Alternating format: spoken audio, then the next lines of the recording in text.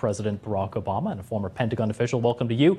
We're also joined by Sarah Chamberlain, President and CEO at Republican Main Street Partnership. Let's just start with you, Lori. And, this is the fourth time this type of resolution has been submitted and failed. What does that tell you, I guess, about Congress's willingness to take a stand against the war or support the war? What kind of measurement is this to you? Well, I think it's important for viewers to understand that John Fetterman from Pennsylvania, he voted no, so he didn't vote with the Democrats. And then you had Rand Paul, he voted yes. And then you had Senator Justice from West Virginia, he skipped or didn't show up for the vote. So those numbers affected that. But I think it's also very important to lay out the direct language, because I think this is important politically, and it was a great strategic move by Donald Trump to engage in this war without getting authorization from Congress because of these specific words. This war powers resolution would have directed the President of the United States to remove U.S. forces from hostilities within or against Iran unless explicitly authorized by declaration of war or specific authorization for use of military force. That's really important because you've noticed that their verbiage and their messaging, they don't want to call it a war. They keep calling it a conflict, and there's a reason for that. Secondly, you're already in this.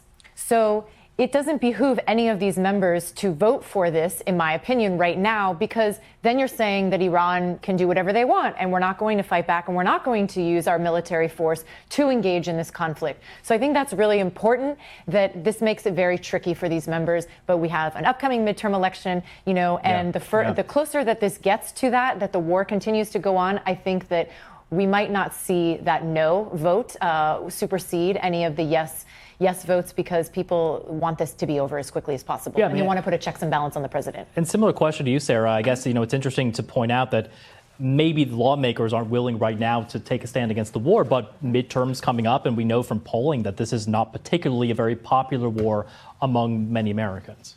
That is accurate, but President Trump is not the first president to enter into an engagement without the support of Congress. Barack Obama's done it.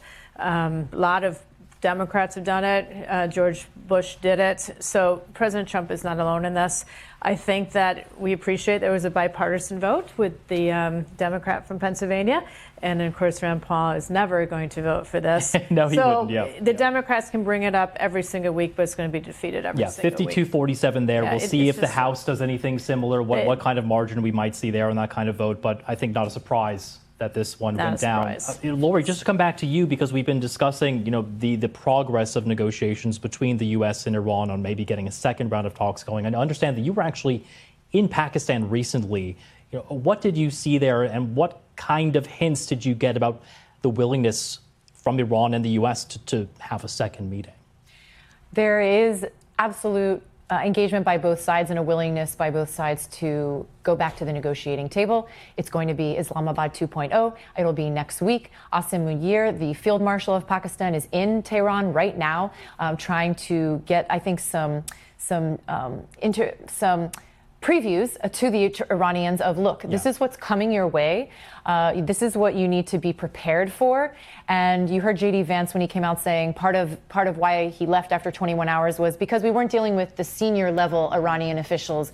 They were back in Tehran. Well, I pushed back on that because we actually executed most of the people that we were in engagements with and trying to have some sort of negotiation with. So very interesting to see what will happen. But the Strait of Hormuz is number one. The Iranians realize now that is their number one leverage over uranium enrichment, and they're going to keep using it. But at the same time, there's a blockade by our U.S. armed forces, by Trump, and this affects basically 90% of Iran's economy that costs $435 million in economic damage to them every single day and disrupts $109.7 billion of their economy.